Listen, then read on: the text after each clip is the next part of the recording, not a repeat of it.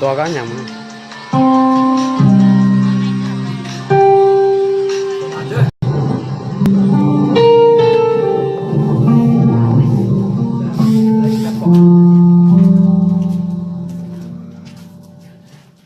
Hai tay anh ôm sương rồng rất đau,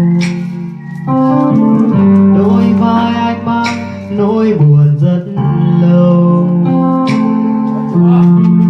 Chân anh lang thang kiếm em ở khắp chốn, nước mắt trào biết em giờ ở nơi đâu. Đôi khi cô đơn giết anh từng cơn em ơi, bao nhiêu nước mắt để đôi bình yên bên em. Sao bao lâu quen tối nay mình anh lẽ bước anh ước gì cánh tay mình đừng buông ra.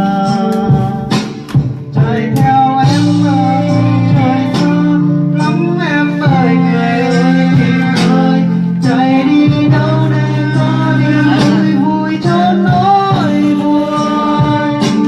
Thả sang thu còn chưa kịp thấy lá kia sao làm em vội tay. Anh ở lại để ôm một mình nhớ thương. Bé hạt điều. Lòng anh mùa đông gió băng theo chiều tan màu mưa. Một lần xa vòng tay của em là bao lâu. Nhìn vào mắt của em giờ đây Cố gắng lên, cố gắng thả tim. anh rất buồn không biết phải làm sao. Đây là buổi của anh Sừng nhá. Anh Sừng ca sĩ nhà nước bỏ rơi.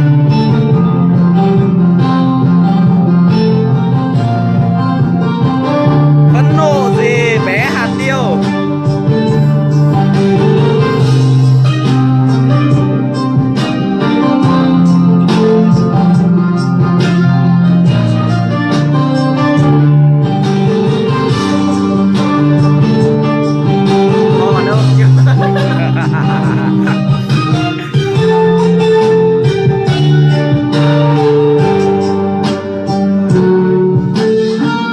Đôi khi cô đơn giết anh từng cơn em hỡi, bao nhiêu nước mắt để đôi bình yên bên em.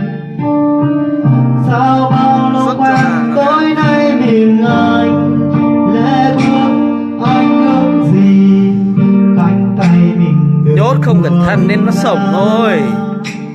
chạy theo em ở nơi trời xa lắm em ơi, người ơi tình ơi chạy đi đâu để có niềm vui vui cho nỗi buồn.